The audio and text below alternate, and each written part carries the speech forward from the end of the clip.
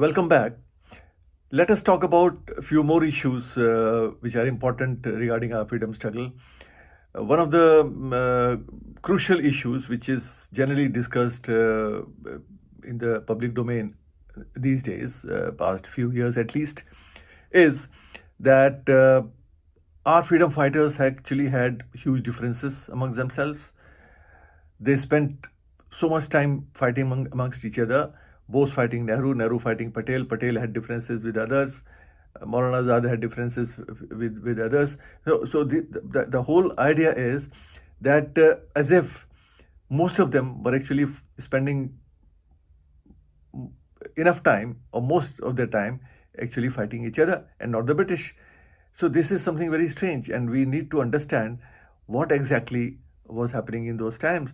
And I don't want to get into the details of the whole freedom struggle phase of a few decades, but just pick a few people, particularly who are in the domain of discussion all the time.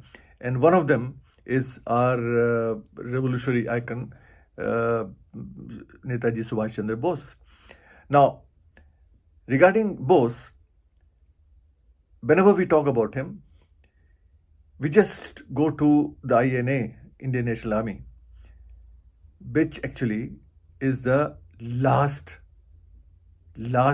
revolutionary attempt, a last political battle which Subhash Chandra Bose fought against the British for our freedom. And we all respect that, and we should respect all that.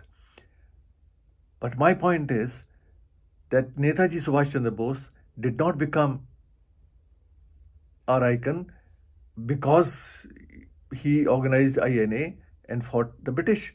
He did so much else before that, which led to a situation where he could actually mobilize a large number of people and could mobilize the huge army called Indian National Army. Now, what was that he was doing in the early phase of his freedom struggle? No, that we need to know. Unfortunately, most of us do not care to understand the personality of Subhash Chandra Bose, the vision of Subhash Chandra Bose. No, we talk about everything else except what actually he stood for. Look at the phase of the 1920s and 1930s. This is a formative phase of Subhash Chandra Bose's life. This is when he's organizing thoughts. Now, what is he doing? In 1920s, as a young man, he was organizing Independence League along with Jawaharlal Nehru.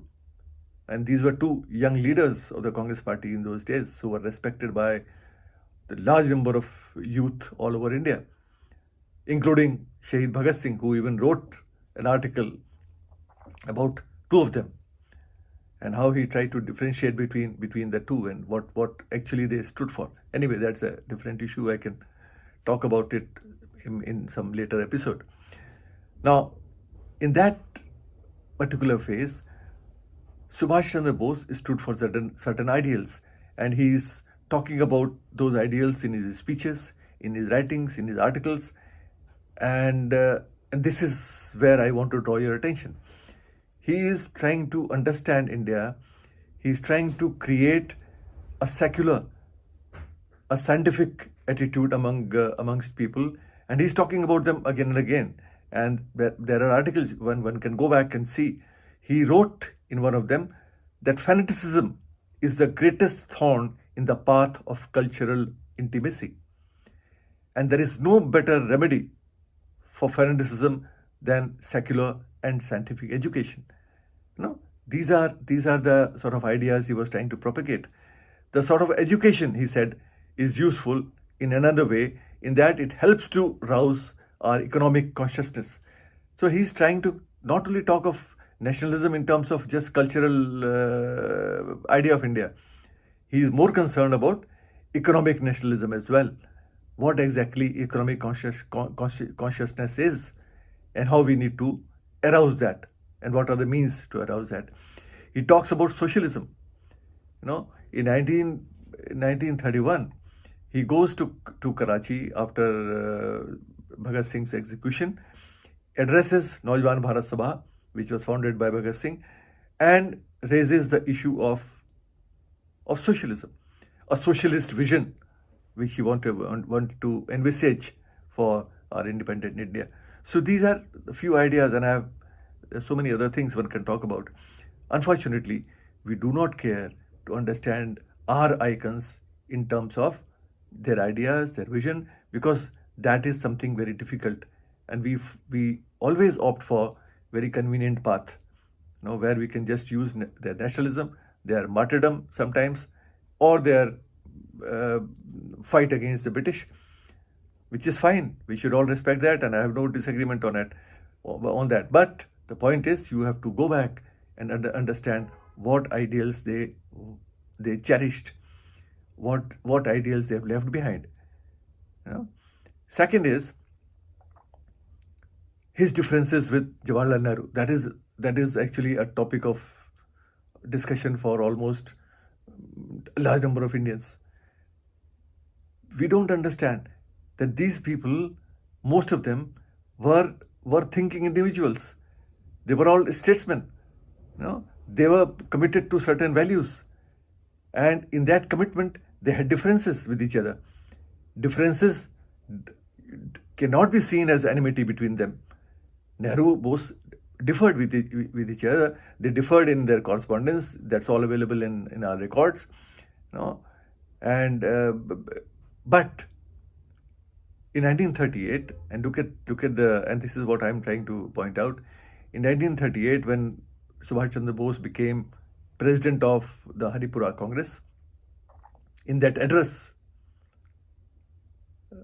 even before that actually, he tried to follow a certain constructive program of the Congress Party, and on the suggestion of our famous scientist Meghnad Saha, Saha actually proposed that the Congress Party should set up a National Planning Committee, which was called NPC, which can be a predecessor of National Planning Commission after independence, one can say.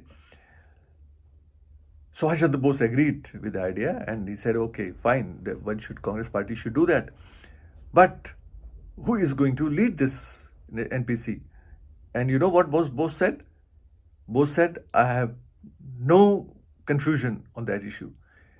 There is only one person who can lead such a committee, and that person is Jawaharlal Nehru, because he is a man who has a vision, who has an outlook which is progressive outlook, a modern outlook, a scientific outlook, who can lead this NPC. So this is in 1938, and within a year and a half, Netaji Subhash Chandra Bose leave this country to form the INA outside India. And I'm just giving you one example, and there are so many such examples one can find in history, which will show that these people had differences. They differed with each other in correspondence on so many issues, policy issues, on the ways to fight Indian freedom, but they loved each other, they had respect for each other, and they stood together till the end, till we got our freedom. Second issue, which comes to our discussion often, is that Gandhi actually wanted, or the congressmen wanted, that Congress Party should be wound up after independence. And when I talk about Congress Party, I'm not talking of the Congress Party of today. That has nothing to do with that. Today's Congress Party has gone its own way, and today's congressmen can talk about it. So I'm not talking about today's Congress. I'm talking about the Congress Party which fought for freedom struggle. In this Haripura Congress, I will just quote few sentences regarding this issue which Netaji Subhash Chandra Bose used. He said that I hear large number of people talking about the future of the Congress Party after independence, that Congress Party should be wound up. I know that there are friends who think that after freedom is won, the Congress Party, having achieved its objective, should wither away. And he says, such a conception is entirely erroneous. The party that wins freedom for India should be also the party that will put into effect the entire program of post-war reconstruction. Only those, you see, and I underline this and I emphasize on this, only those who have won power can handle it properly. If other people are pitchforked into seats of power, other means all those who have stayed away from freedom struggle, all those who are pitchforked into seats of power which they were not responsible for capturing, they will lack that strength, confidence, and idealism which is indispensable for revolutionary reconstruction. So these are the ideas of Subhash Chandra Bose. The person whom we revere all the time, and rightly we should revere people like him, but we should also remember what actually he stood for, what he believed. We should not rewrite history in a manner in which we think we should do. These are issues which need to be seriously understood, seriously read. We cannot create our own world of imaginary history where we project our icons as fighters of amongst each other and not really fighters against the British. I just wanted to raise these few issues. We'll carry on with these issues in later episodes. Thank you so much.